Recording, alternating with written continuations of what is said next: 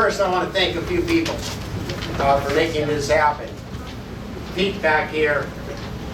Pete back there.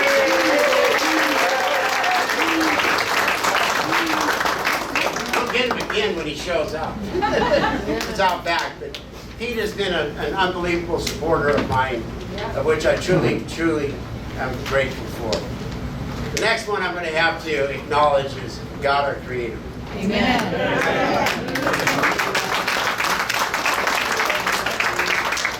Without God, we couldn't do a thing. Without God, I wouldn't have met my beautiful wife, who I'm acknowledging next. She's been behind me through thick and thin, and through all of the arrows and knives and hatchets and swords being thrown at me. And I'm so grateful for every single one of you for showing up today, regardless of all the misinformation that's out there. I know that each and every one of you has shown up for one specific reason. We all love our community. Yes.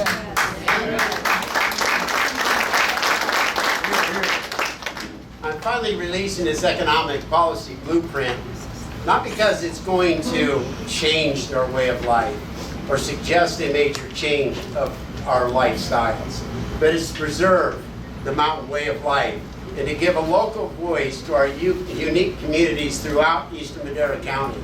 It is not presented to completely change the way of life in the mountains, but rather to simply protect our uniqueness as we grow. Because we're going to grow. We know that. Where it's happening now, we're watching it all over the place. But we need a seat at the table to help guide that growth, to protect our way of life. The blueprint is a product of many hours of discussion and debate amongst leaders and advisors who live in the communities throughout District 5. In a series of meetings, approximately 23 men and women, collaborated with me to share insights and information about ways to address issues facing us and ways to improve what works in Madera County and the ways in which we can improve the ways in which it works as a community.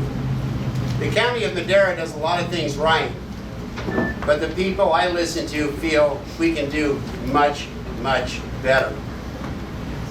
Citizens' input will be fundamental to my work as your next county supervisor.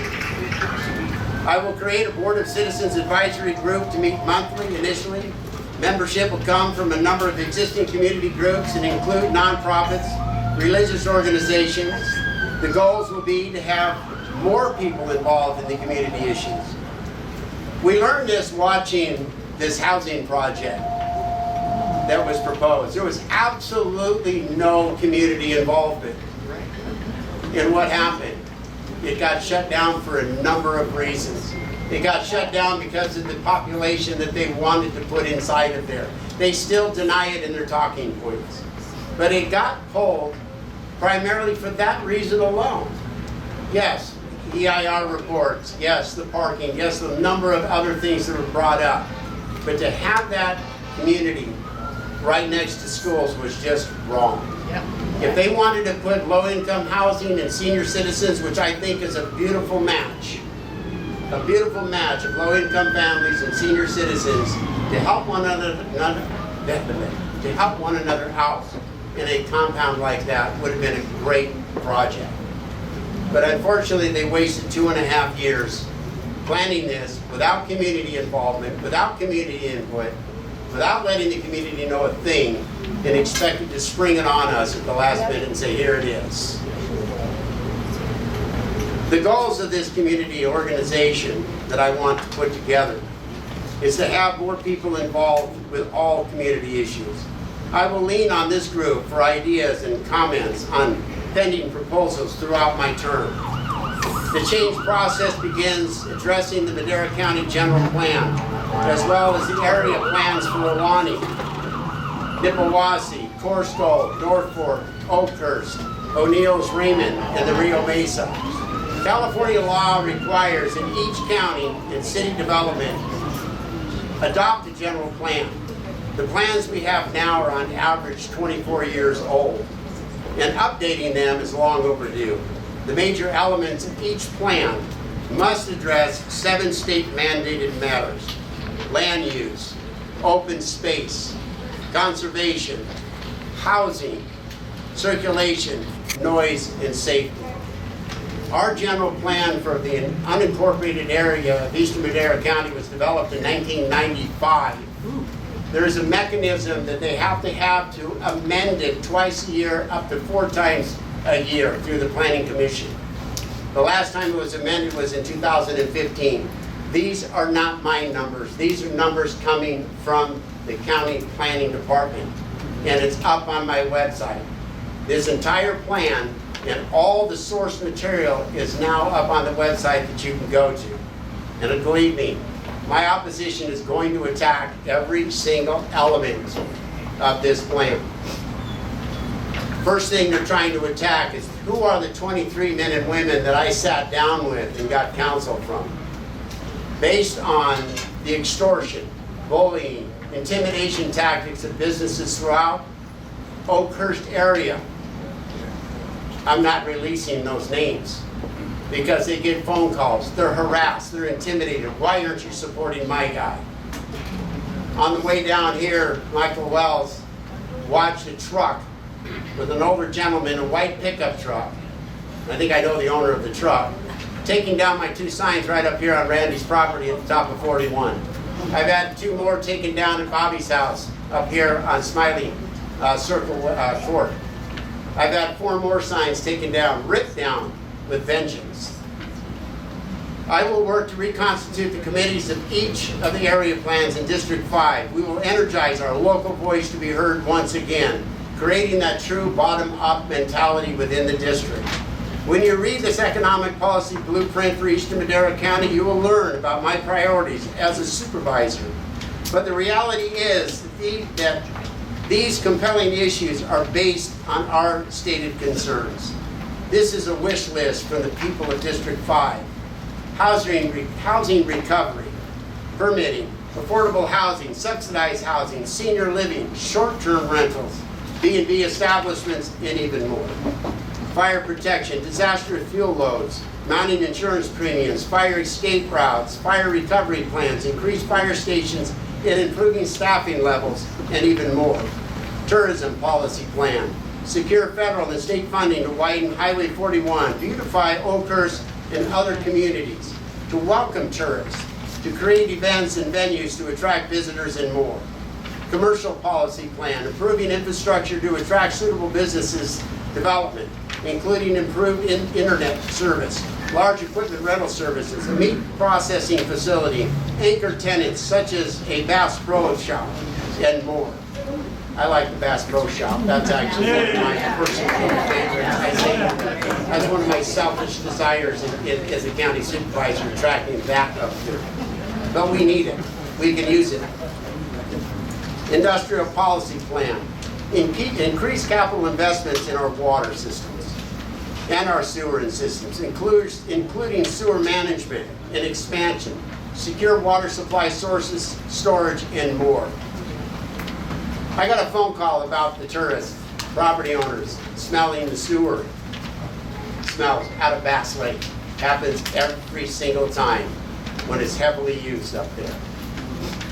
They passed a 218 to deal with it. They ran out of money. They still haven't dealt with it. Can you imagine out-of-state visitors coming to Bass Lake? They're sitting there and relaxing and you're smelling the sewer? What kind of, how would you say, recommendations are they going to be giving to coming to this area? Not very good ones. We need to make these capital investments in our community. We need to make the capital investments in probably the #1 industry in this area, which is tourism. All of you take a copy of the contract. You can also view it on the website of Mark Reed, supervisormarkreed.com /news. It's exciting to imagine the possibilities for Madera County if we all vote for change. I've lived here with my family for more than 13 years.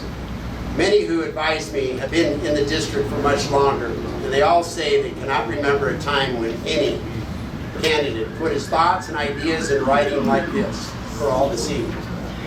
This policy blueprint will remain on my desk as a constant reminder of who I'm working for in what they seek from the Madera County government, what they seek from their county supervisor, what they seek for their community. Please take a chance to meet one another. Let me get to know each and every one of you. Afterwards, our advisory group will meet for another planning session. Right now, I'm available for questions, whoever has them. I have a question about what's happening with the Bank of America building. Why are they demolishing it? What are they going to put there? We're probably demolishing it because they can't get it rented out because most businesses are leaving here. I've talked to Mitch Eisner, he's keeping it close to his cup about what's going in. I know they're taking it down. You know, I've heard from Chipotle to a smaller business strip going through there.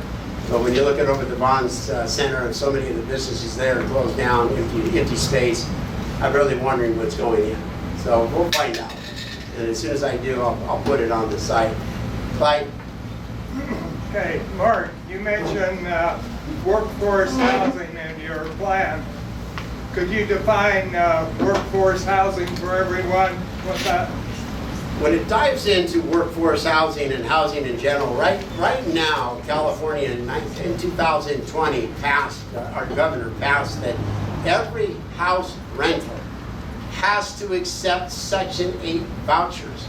So affordable housing is already there. If I have a house up here and I go to rent it and I deny somebody the ability to rent my home because they're a voucher, I can be sued. So there is. The problem we have is there's over 1,600 homes up in this community that are vacation rentals, short-term rental, under 30 days. You call them B&B, vacation rentals, and so forth. That's 1,600 families that could be living up here. There's a process for unlawful detainers that needs to be shortened and expedited. It needs to be made possible for people to rent their homes long-term rental. And when something goes bad, one of the concepts I have is I'm an investor. In the areas that I like to invest in, I get a notification when a house goes into default, when a house gets foreclosed on, when a house goes to the county stairs for auctioning. And I'll bid on it if I want it. Why can't we set up the same style of system that anybody who pulls a business license for a rental, as soon as they submit the 3-day notice to pay or quit, every nonprofit organization, county organization, state organization is then notified this person's having a hard time. They contact that individual, they say, how can we help? What is happening? We don't know. It could be a domestic violence, it could be drug abuse, it could be the boyfriend, husband just left, single mother, single father. We have no idea what's going on in the household. They may have just lost their job. We don't know. Until we have an outreach program to treat the individuals with humanity and giving them a helping hand up, then we'll continue having homelessness, we'll continue having some of the problems that we're having from that. We'll also continue having the problems of unlawful detainers, meaning they can't pay the rent, so they stay in there for 6 months because they have nowhere else to go. I'm sure that every long-term rental landlord will be in favor of this kind of a program. Now, if they deny the help, if they deny that outreach, then we need to learn to have an expedited unlawful detainer process to remove the individual from that home. It is I hate using carrot and stick. It's a humane way of dealing with the renter. It is a humane way of dealing with the property owner, because I do believe in property rights. We have gone too long in society of giving more property rights to a renter than the landlord himself, the person who owns it. On all of my homes that I have a few, I still have to pay insurance, I still have to pay mortgages, I still have to pay property taxes, I still have to pay everything. I can't tell everybody, well, my person's not paying me rent, I can't pay you. They say, tough luck. They give me a nice default notice within 30 days, and they start the process of foreclosure. So if the landlord, if the property owner is given such stringent guidelines to follow, then the same thing needs to apply to our renters. That's right. It's not being heartless, because like I said, we need to set up a program to help these individuals. And they can be helped for 3 months to 6 months. They can be given vocational training. They can be given job opportunities. Anybody that wants to help out can be done. So we set that program up first. Then we set up a speeded unlawful detainer process. Another question? Do you have any plans currently for debates with Bobby? I'm hearing he won't do them. Good. Debate. But I mean. If I performed as poorly as my opponent did in the 4 debates in the primary, I wouldn't debate ever again in my life. But I think it would help dispel a lot of the lies that they do. I think, based even on the turnout here, I think you're all smart enough to look through the BS that's being put out there. There is so much out there. I'm a criminal. I've been convicted 14 times for felonies. Well, I own guns. I've been Dispel that one. yeah, I've been a tier 1 volunteer for the police departments. I told the guy on next door one. We're leaving because of that fire in North Wrong mark. Okay. I told the guy on next door one, I looked that up too, it's a different word breed. Yeah. You gotta be careful, that's a common name. right there. Well, they had me with an arrest warrant up in San Luis Obispo area, so I had to, Matt Marco, who just left, attending to a fire in North Fork, he had me pull my driver's license record. Nothing on it, no tickets, no convictions, no actions, no accidents, no nothing for the last 20 years. There's 5 districts, 5 supervisors up here. How do you all coordinate together? How do you get things done for the entire county? You're just stating it. You're just saying about renters' rights and owners, property owners' rights, which are very important to a lot of people here. However, doesn't that have to be for the whole county, or how can that be just for District 5? It can be for the whole county. Now, this is where, when choosing and voting for your next county supervisor, experience matters. Business experience, management experience. I've got 48 years of business management experience, 38 years of business ownership. I've worked with KCET on the board of directors. I've worked with Screen Actors Guild on the board of directors. They're complete political ideology opposites from me. And I was able to get them to do exactly what was best for the organization. This is where skill comes in. I have no problem working with Dave Rogers. I'm backing Jordan Warnoff for his seat to replace Brett Frazier. I'll be able to work with him without a problem. Leticia Gonzalez, no problem with her either. We communicate quite well with one another. Same thing with Robert Poitras. I have no problem with any of them. Bringing viable, intelligent, meaningful, thoughtful solutions to the problems that we have facing Madera County as a whole, facing Madera County up in eastern Madera County, is a no-brainer. The problem is we haven't had it. We haven't had the leadership there.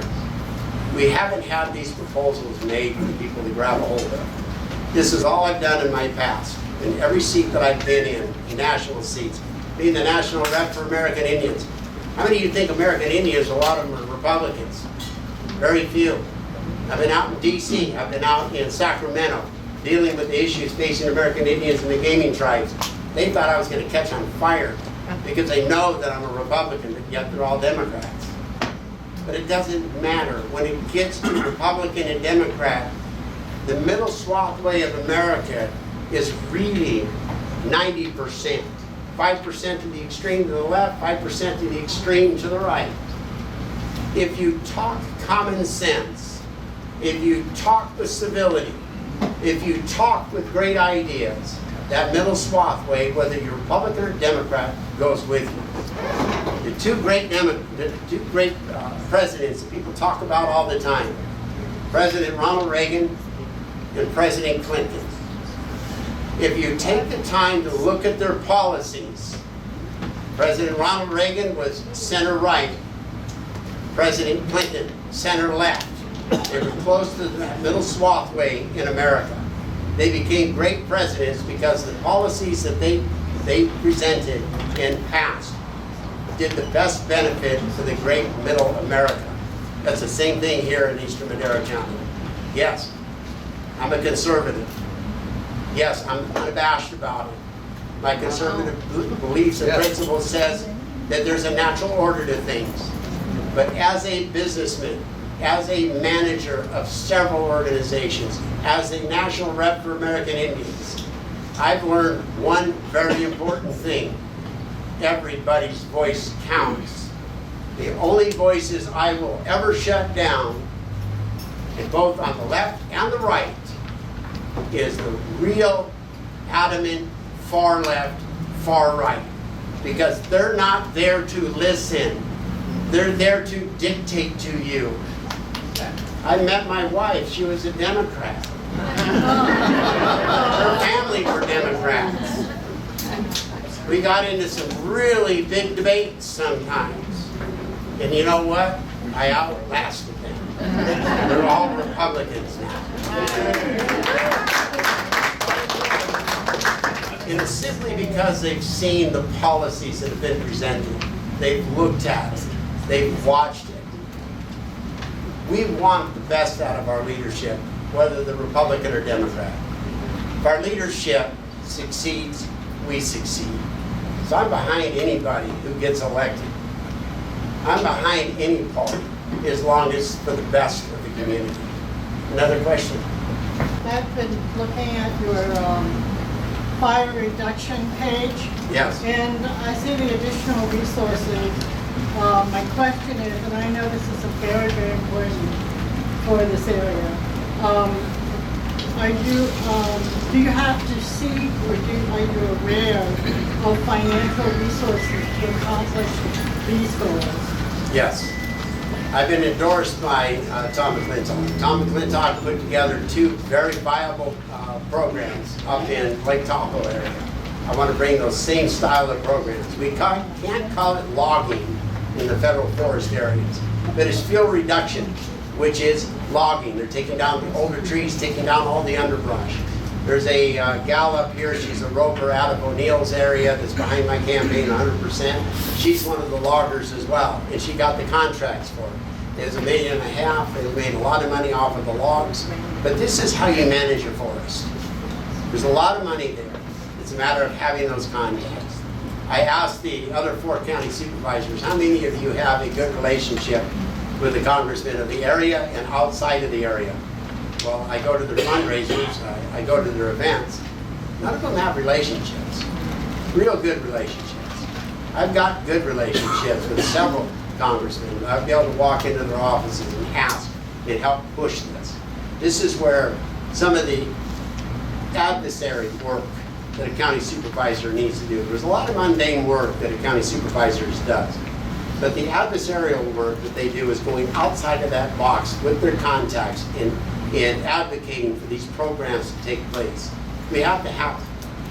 I talked originally about fire insurance.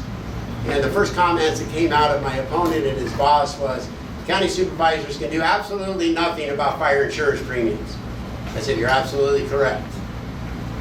I cannot dictate to the insurance companies what they charge you. But the insurance companies look at risk factors. And the county is in complete control of every single risk factor that the insurance companies look at. The number one risk factor is, are you within 5 miles of a fire station, a manned fire station? If you're not within 5 mile radius of a manned fire station, you're automatically in a high risk and you're going to get charged a lot more. Then they look at fuel reduction, they look at ingress and egress, evacuation routes. They look at a number of things. On the books now, there is an ordinance in the county of Madera. You have to clean 30 feet from your property lines, from the front, the back, and the sides. That means each property is 60 feet swath weight to stop the fires. That's a defensible zone. That's beyond the 5 foot, the 10 foot, 15, 25, 50 foot. This is to keep it from jumping from property to property and taking houses out. There's a $250 fine if you don't clear it. County of Madera does not have a real mechanism to enforce that, and they haven't for decades. We need to look at that. We need to do a better educational for all of the community. We can start that off by mailing out at the beginning of the fire season, doing a mailer with a resource book inside. This is what the county expects you to do. These are the ordinances. These are the resources that you can contact. These are the emergencies. Here's evacuation routes for your community. We need to get better at educating. I don't want to start right off and saying I'm going to inspect everybody's house and I'm going to fine everybody for not doing it. No, we need to do an education process because I do believe that everybody who lives in the mountain area is awful smart and they're awful diligent about their own properties. They just need to be a little educated about what is expected of them and they will do it. We also need to have some kind of a program for seniors that can't clean up their properties. How do we get out there and help those seniors out? Because they're the ones that will fall prey to a fine, process. They can't do it. We have to have something implemented. This is where it starts off with education, then it goes from there. Bob? 2 quick points. One is everyone here has in common that they're attentive to the issues. Everyone here knows that you represent a conservative approach to governance. But there's a lot of people out there who aren't quite so attentive, and for some reason they think that other person whose name shall not be mentioned is actually the conservative candidate. It seems like more can and should be done to get that message out, not assume everyone understands what everyone here does. Also, touching on a subject from earlier, signage. I was sitting on my Saturday afternoon trying to figure out how I could make my Saturday afternoon even more perfect, so I decided to go out and count campaign signs. Starting from the center of town, I went out 3 miles each direction up the major corridors. Right. And the count came out roughly 75 to 22. The other fellow to you. And I understand that number might be changing as we sit here according to what you said earlier. But it was roughly 3 to 1. And that's just information. It seems like something can be done through higher impact signage to offset the quantitative advantage. I always believe that signs don't vote.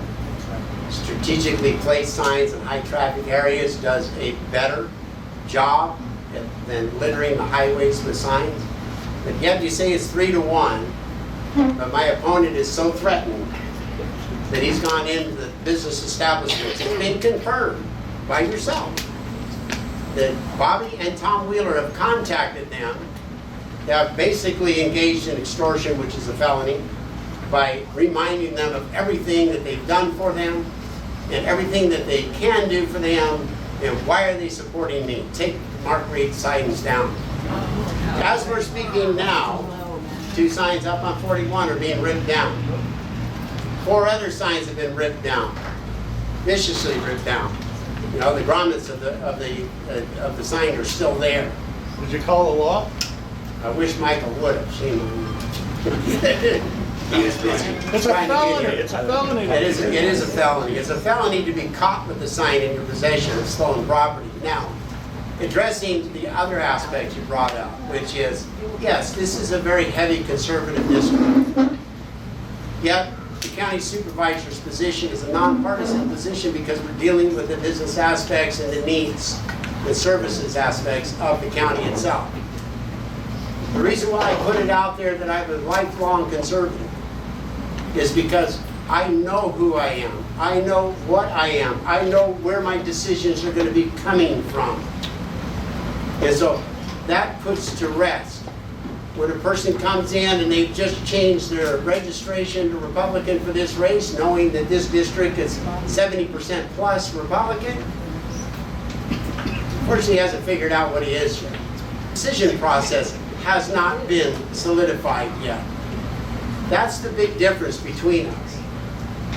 Having the business background that I have, I don't really care if you're a Democrat or a Republican. When I come to do work at your house, when I come to service things for you, do I first say, are you a Republican or Democrat? Your money's no good if you're a Democrat? Hell no. I like, business is business. Kathy knows that. You don't turn people down because of political ideologies. Now, if somebody's irate, I'm going to turn down the irateness. whether they're Republican or Democrat, I'm just turning down somebody who's irate. So it doesn't matter. But it has turned into a partisan race because all races are partisan. It doesn't matter if they state that it's not. It is the top 2 vote getters that move up. The community chooses. So if the registration in the community is 70% Republican, by golly, there's going to be a Republican moving up. If it's 70% Democrat, by golly, it's going to be a Democrat moving up to the general election.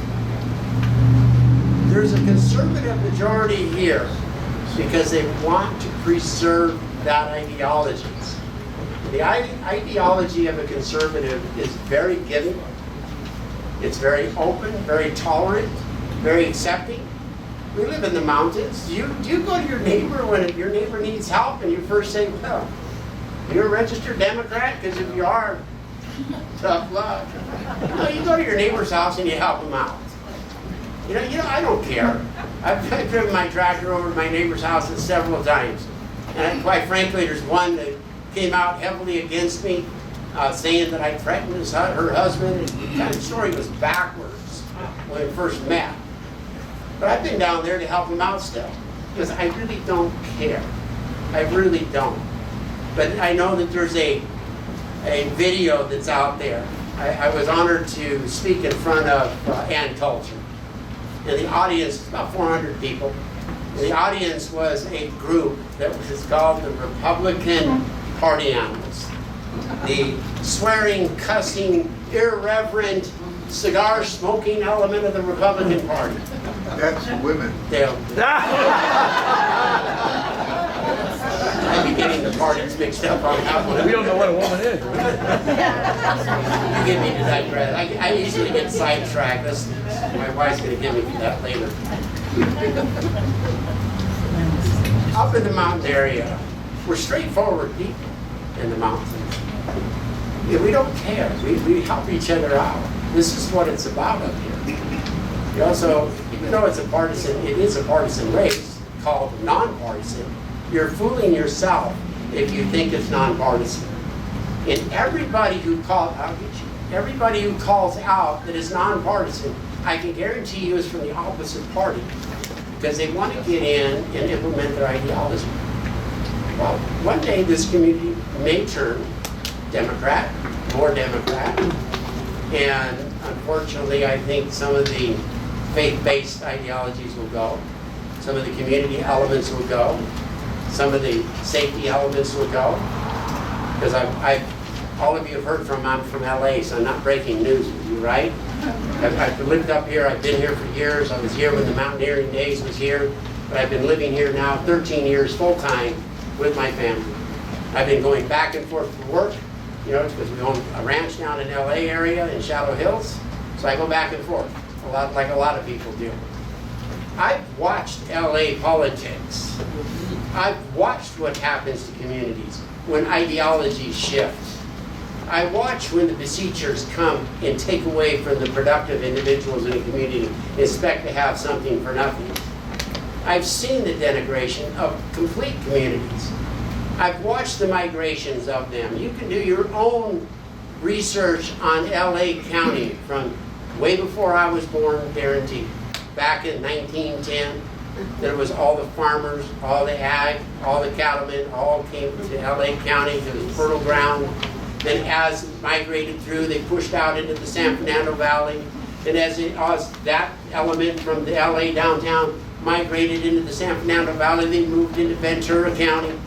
There was an element of Simi Valley, which is Ventura County, housed all of LAPD, CHP, Sheriff's Department. Why? Because they didn't want to live in LA County. It was too dangerous. They couldn't stand it. This is what happens when certain ideologies shift. I like a certain ideology, but it doesn't mean I'm not going to listen to everybody. All right, now I know I got you. Somebody back. My wife told me how to. The question was, when I talk about capital improvements in Madera County, does the County of Madera actually have the funding for these capital improvements of water and sewer and so forth? No, they don't, because they've mismanaged it so horribly. okay? Two ways of getting money for capital improvements. You improve the business atmosphere throughout the county of Madera, which raises all boats, which raises the tax revenue coming into the county, right? The second way, the self-help enterprises, one that wanted to build this housing unit over here, they are a grant writing organization.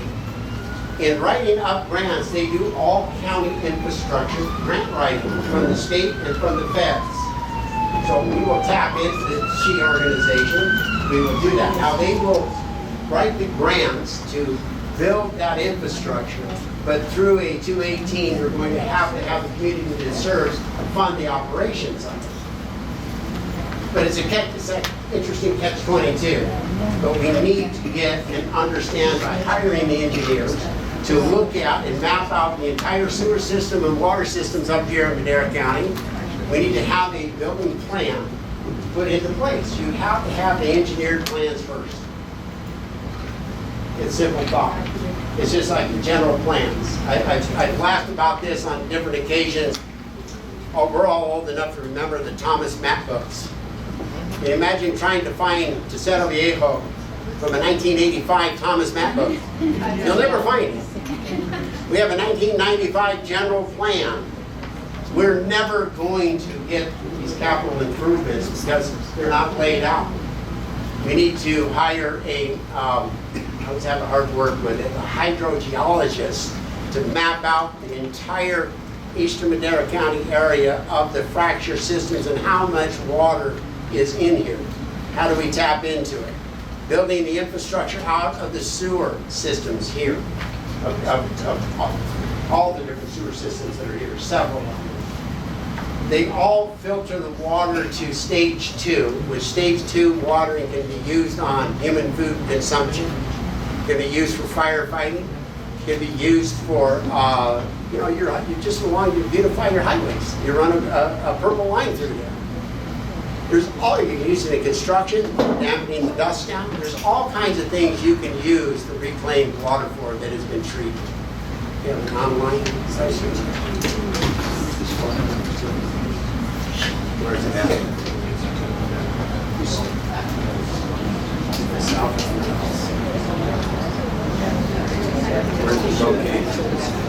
See, we're looking at right now a fire.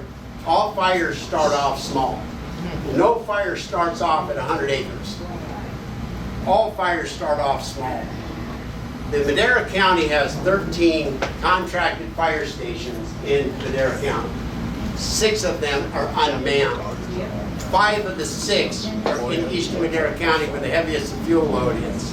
If you take a half hour to get to a fire, it's going. If 2 guys, which usually shows up first, and they're calling the rest of them, but you're following them up to 6 guys, that fire's up and going. We need to have manned fire stations up here to stop these fires in its infancy. That's right.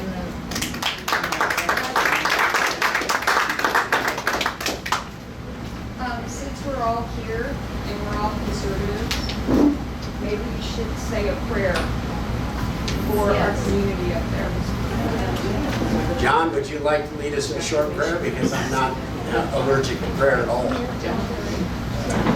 Okay, everybody go. All right, let's bow our heads. Lord, we just lift up this situation up in North Fork. We just ask that you would be with the firefighters, be with the residents up there. We ask that you would contain this fire without it spreading, and just give everyone wisdom on this whole situation, Lord. We ask, and if there's any way or shape that we can help, please help us in that and show us that. We pray this in Jesus' name. Can I make a comment on something? If someone sees a sign being taken down or vandalized, we ran into this before with this candidate and other candidates. The person that sees it should report it to the sheriff and the DA. Now, you can say, well, nothing's going to happen, but here's what happens. What happens is if it starts happening on a repeated basis, they get a database. If you can, take a picture, take a license plate if someone's there, and don't put yourself into harm's way there, but report it. because it's just like if you have a drug dealer in your neighborhood and or a drug action going on, the more people that report it, sooner or later, there can be action on it. So So, you don't need to confront the individual. They all have cell phones that got cameras on them. Take pictures of the individual and the vehicle and a license plate. That's all you need. And report it. It's really, it's important. I mean, this is right now we've lost over $2,000 in signs. And, you know, I early on in the campaign made a comment about my opponents. I'll get you. Faustina's next to me. I made a comment about one of my opponents' campaign signs being in front of the Coarse Gold Veterans Memorial. Yes. I thought that it was obscene. I didn't like it. I don't care if I was running for office or not. I would have stood up against it and said it's inappropriate. Okay, they went after me for complaining about a sign. Now they're after me about all my signs. Now they're out ripping my signs down. Am I that big of a threat? I don't think so, because this young lady over here keeps me in line really well. You know, so it just boggles my mind sometimes what people will do, and it's disgusting. You said that there's 15 fire stations, I think?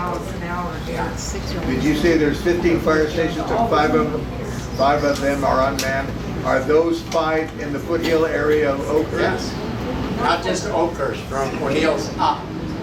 So they're all in the All foothill in area District that are 5. unmanned? All in District 5. They will man them during the fire season with paid firefighters, but there's still such a delayed time that fire gets up and going.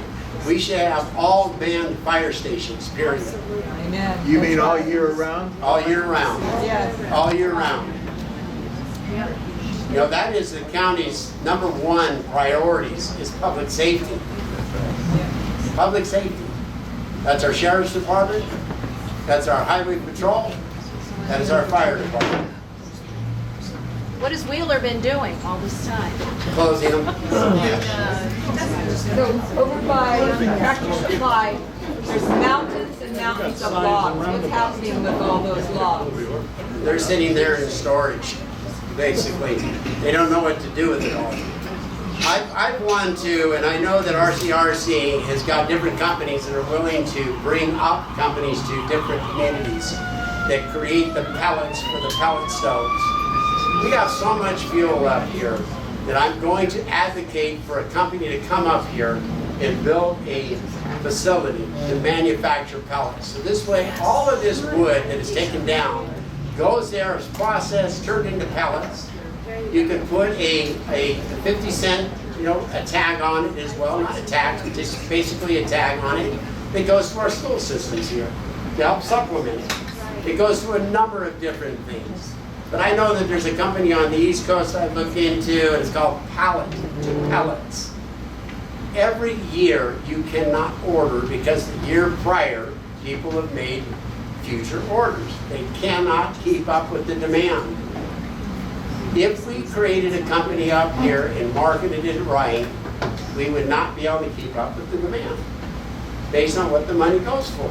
You can go to our fire department, you can go to a number of things. But we have all the fuel. We have all the wood. We can separate it in pine, oak pine, this, that, oak. There's all kinds of different pellets that could be created to do that. Wood burning fireplaces. Yeah, wood burning, they got so much. We'd be burning wood for 100 years, with just logs. I got 20 cords of wood just from the trees they took down on my property. Wow. Yeah. Another question? Yes, right here. I have some concerns with the pellet idea because of the greenies that don't even want us to burn propane, and I can't afford propane anymore. Right. So I burn wood all winter long. And I'm sure there's a lot of people that do that. But what is the danger of the government telling us we can't do that at all anymore? With wood, she asked the question, what is the danger of the government coming in and once again telling us what we can and can't do, and that is stopping us from burning firewood. Well, they've done it in other counties, and that's the Democrat control, once again.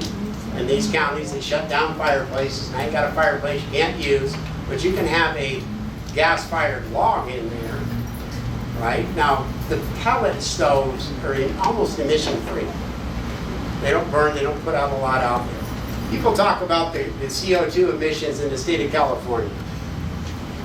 Did you know that today we put out less CO2 than we did in 1982 in the state of California? Less than 1982. Do you think we have more people? Yeah. Do you think we have more cars? Do you think we have more trucks? More trains, more airplanes, more everything supposedly polluting our atmosphere? Yeah, of course we do. Fires. But yet, because of the free marketplace, they've cut down the CO2 emissions to less than 1982. The free marketplace works wonders if you allow it to work. The problem is the government steps in, just like old Jerry Brown, not Jerry Brown, but Gavin Newsom, Brown first, and now Newsom with his, you know, you gotta have battery operated chainsaws. You're gonna have to have battery operated tractors. You're gonna have to have battery operated, you know, cars. But then you can't charge them. You can't charge them, yeah, because of the shortages. But think about this for 1 minute, and I think that all of you have already. I'm all for the environment. A battery operated anything, the battery is the fuel tank. A fossil fuel tank is a fuel tank to operate that particular piece of machinery. The electricity that is generated for all of these batteries, 85% of those generated plants are fossil fuel. So as much as you think that these people are helping the environment with that battery operated whatever, they're not. They're plugging in, they're getting the juice from a fossil fuel, generator for electricity. All right, now the other part is the average weight of a battery in a car is 1,200 pounds. It's all toxic waste. They have no concepts for, what do you call that? Recycling.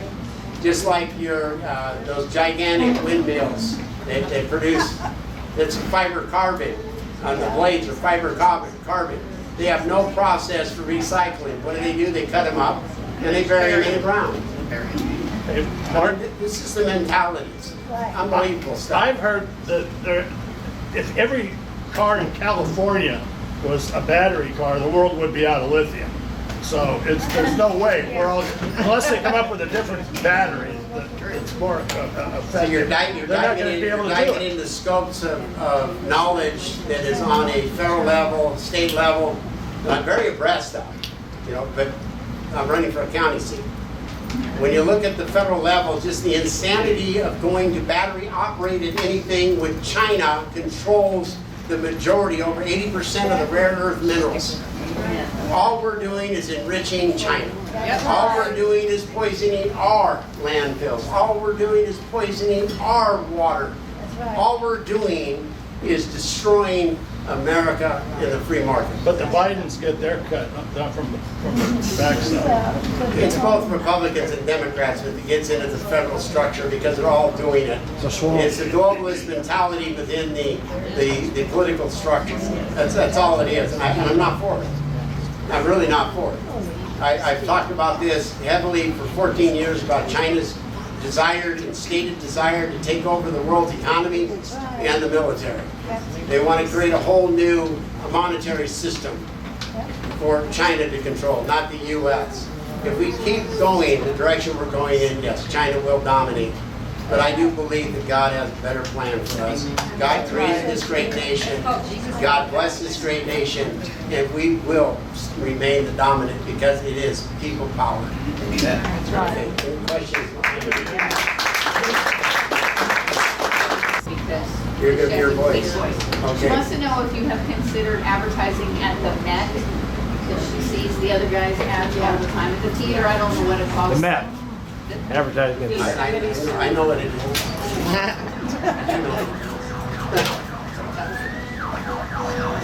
Because of my funding, Bobby's raised $140,000 primarily from out of the area.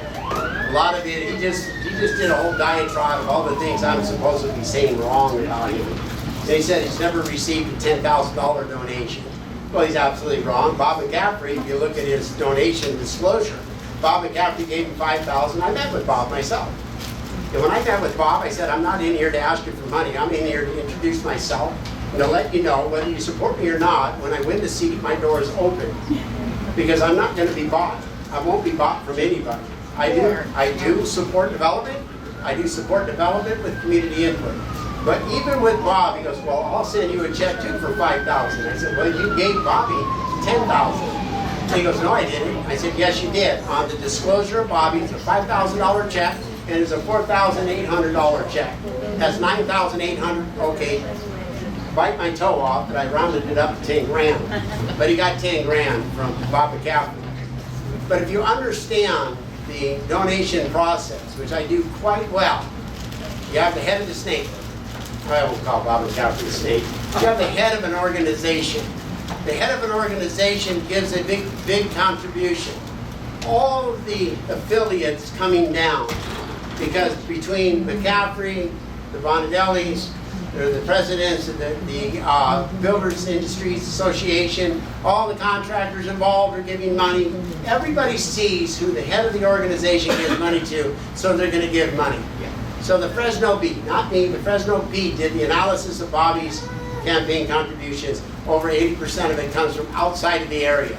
Wow. Not just Fresno. I'm talking down into LA, down into San Diego, up into Ventura, up into San Francisco. There's $5,000 checks being, put into his campaign coffers. And I've always said this in business. There's two reasons why somebody backs you. Either it's because you're intelligent, you know how to get the job done, and you're going to get the job done, whether it's for them or for the community. The other one is because you're so ignorant and naive that they can tell you exactly what to do. And that's what's going to happen. The real issue is that if you know exactly what you're doing, you know exactly the strings that are attached to the money that comes with it. And if you don't have the backbone to stand up to it, then you're going to cave to every demand. And one of the biggest problems that we have is the general plans.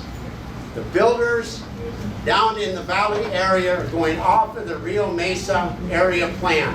That was developed in 1985. That's why they're getting away with what they're getting away with. Ray? Why don't you tell people what you spent versus what Bobby spent and what the difference was? Because as far as I'm concerned, you're to be highly commended on what you did. Ray Bashan has asked, how much did I spend in the primary and how much did Bobby McCauley spend in the primary? And I'll use his name on this one, happily. I spent $23,000. And I have all kinds of people in the community helping me out because this is a community driven. I knew exactly where I needed to get my votes, and I went after those votes. I got them. I had a solid message. Then I went out and worked for the votes.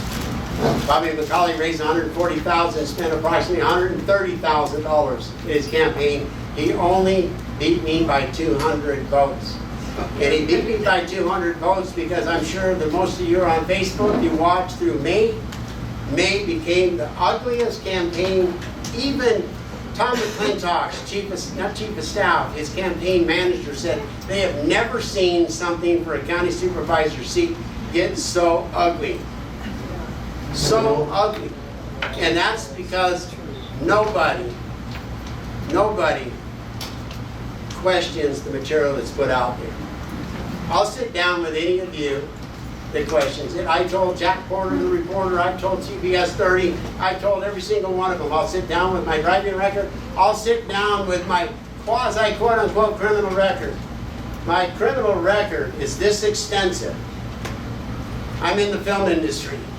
I had a Stagecoach shotgun, 20 gauge, under length. It got found at my house. So I was charged with maintaining possession of an illegal weapon. I can guarantee you, 50% of the people up here in the mountain area have weapons that would fall under 12020, maintaining a weapon that's considered illegal. If you hold buttons on your quasi-assault rifles, which is just a 308, an AR, an AR-15, you've got an illegal weapon in your house. You can be busted for it. It's a high misdemeanor. Whoop-de-whoop. Okay? I'm a Second Amendment guy. I've got all kinds of guns in my house. I got all kinds of guns in my ranch. So that's one that was found, that was dismissed, and then I expunged it in 2015 thinking it would disappear. It doesn't disappear. That was the biggest bogus thing I was given about expunging it. It stays there. Next one, I have a monkey. I have a ranch. I'm one of 420 people in the state of California that is licensed and permitted to own primates. So I have a little monkey I did educational programs with. Okay, that one, the permit expired. The monkey bit somebody at a John Thomas Dye school. Fish and Game showed up at the ranch and said, "Where's your permit?" I pulled out the permit. They said it was, expired. And I said, "Oh gosh." They said, "Okay, we're quarantining your monkey. Here's an order to comply. Either you put the monkey to death, put it to sleep, or ship it out of state," which would put it to death as well. I said, "You can kiss my backside." We fought it in court. Spent $250,000. That monkey, Maggie. Wow. Okay, Maggie the spider monkey lives at my ranch happy, and she'll live there until the day she dies. I've had her since she was 6 months old. I've had her for 30 years now. Wow. She lived to 35 to 38 years old. The last one, 35. The gun one was 14 years old. The monkey one is 16 years old. 35 years ago. 35 years ago. So you've had that monkey on your back, huh? 30 years I got a monkey on my back. I like that. 35 years ago, when marijuana was really illegal, I brought a friend to a house. He didn't tell me what. He was just going to another friend's house. He runs into the house and he comes out. We drive away 2 blocks down. I get pulled over. It was a sting operation from the drug enforcement of LAPD. They found the marijuana on him, but they arrested me for 653D of the Health and Safety Code, which is soliciting a person to commit a drug offense. I never went in the house. I just drove him there, so I was considered an accomplice. When it got to the court, my friend said Mark had no idea what he was doing. He had no idea what I was doing. He had no idea I went in there and got this. So what did the judge do?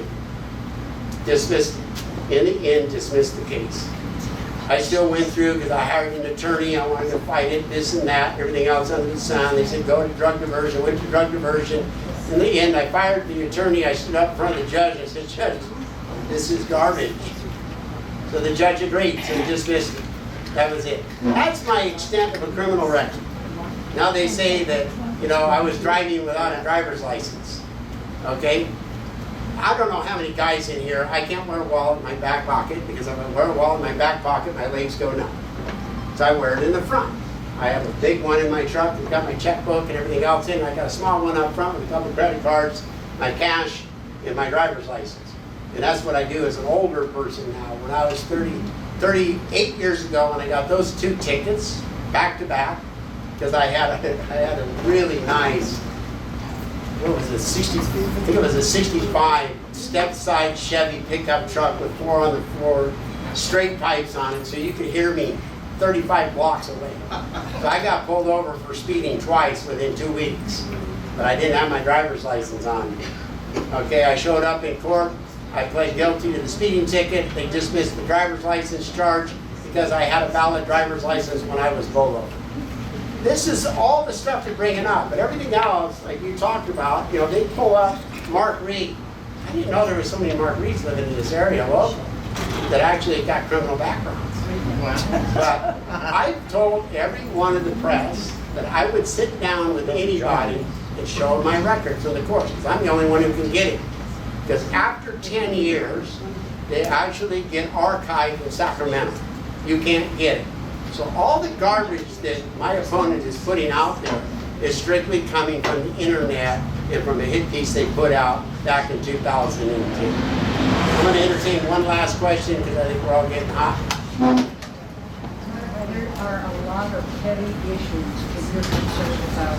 Yes. If you could pick one, what is your priority? Win this election. Yeah. You got it. If I was to pick one, the question was, there's a lot of issues going on in Madera County, in eastern Madera County. What is my number one? To be honest with you, it's redoing the general plans and the area plans, because that gives a voice back to the people. That's a bottom-up approach of the direction you want your communities to go in. That is what I believe in, that's what I strongly feel. A comment was just made on the internet by Bobby, my opponent, that the general plans are not being addressed right now because there is a community service district that's been proposed and is being investigated. How many of you know what a community service district is? Raise your hand. Sort of, kind of, not. Maybe there's 6 of you out of a full room. Community service district is an end around to create city services without being incorporated. When a city becomes incorporated, they can create taxes and fees on their own to pay for city services. So if we are not incorporated, the only way around that is creating a community service district. The only way to pay for the 19 services that are proposed is to pass through referendum in the district a fee or a charge. If it goes to a street charge, as Mark knows, it's a 218, everybody has to vote on it. It's basically the same. This is how you fund a community service district. It's added on to the property taxes of unimproved and improved property taxes. By state statute, it can go up to 1% of the appraised value, which is double your property taxes. Now, I was attacked stating that your property taxes are protected by Prop 13. Yes, the base portion. Now, if he owned property, he would know this, because he doesn't own any property. Okay, I own a few. I don't like looking at all the fees and the assessments on my property taxes, because it doubles my property taxes that Prop 13 initiated. When Prop 13 went through, we were one of the lower end property tax states in the union. Because of fees and assessments, we have become the 6th most taxed state in the union for property. If this CSD that's being proposed goes through and they initiate all the taxes and all the community services that they want to initiate, we could become the highest tax county in the Union of the United States, of all states, because it will double the property taxes. It is the most insane proposal I've ever seen. We need strong leadership, flat out strong leadership as the county supervisor. We need somebody with a business background that can propose the initiatives that need to be put forward to bring the city services or the community services that we need. That is my biggest priority, is redoing the general plan, redoing the area plans, and bringing back a voice to each and every one of us, because that's what we need. I want to thank everybody for showing up. I will be around a little longer to ask any more individual questions. As you know, all campaigns do run on money, so I do have some campaign contribution envelopes up here. Aaron can pass them out. Where do you go? He's right back here. I also would like to rely on each one of you to put out a message on Facebook. What did you hear? What do you like? What do you dislike? I like hearing what you dislike. I'm not opposed to it. I'm not allergic to it. This economic policy blueprint gives you a great idea of what I'm going to fight for, what I'm going to go after. It's not a how would you say, laundry list of promises, but it is a roadmap that I will take. It is a roadmap that you can hold me accountable to. in 4 years, if I haven't stuck to that roadmap, fire me and hire somebody else through the election process. I will not be hurt. But I will be extremely happy when I get the general plans done, when I get the area plans done. 2 of the area plans, they are reconstituting the committees as we speak because they didn't realize how important that area plan is. They understand it now. It is an agreement between the county residents and the county itself of what they can and can't do in their community, how it can be developed. Ray Bouchon knows that real well right now, don't you? Yep. So we will do this. I will get it done. I'll use all of my experience and expertise behind it to get these things done. And if you don't like me, then fire me in 4 years. I won't be hurt because I've got a beautiful wife. I've got 11 beautiful grandchildren that I can enjoy immensely. But this is what the county needs. This is what I'm going to deliver. This is what I'm going to fight for. Thank you once again.